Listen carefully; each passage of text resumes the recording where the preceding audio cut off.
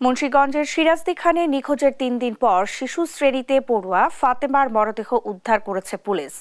Police জানায়, গেল মঙ্গলবার উপজেলার রসুনিয়া ইউনিয়নের পূর্ব রসুনিয়া গ্রামের বাড়ির পাশে ওয়াজ মাহফিলে এসে ফাতেমা আক্তার নামে ৬ বছরের ওই শিশুটি নিখোঁজ হয়।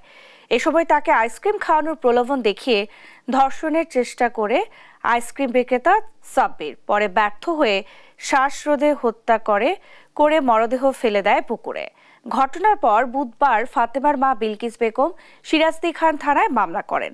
পরে সাব্বিরকে এলাকাবাসী পুলিশে দিলে রিমান্ডে ধর্ষণ ও হত্যার বিষয়টি স্বীকার করে সে। পরে বৃহস্পতিবার রাত ১:৩০টার দিকে সিরাজদি খান থানা পুলিশ রসুনিয়া গ্রামের ব্যাঙ্গদিঘি পুকুরের কচুরিপানার নিচ থেকে শিশুটির মরদেহ উদ্ধার করে। আসামি সাব্বির খানকে গ্রেপ্তার করি এবং তাকে পরে একটা মামলা রুজু হয়। নারী শিবায়নের মামলা রুজু হওয়ার পরে আসামিকে বিজ্ঞ আদালতে প্রেরণ করি, রিমান্ডে নিয়ে আসি এবং সেই আসামি স্বীকারোক্তি মূলে গতকাল রাত্রে আমরা ওই ভিকটিমকে পূর্ব রসুনিয়া গ্রামের পুকুর থেকে পানার নিচ থেকে উদ্ধার করি।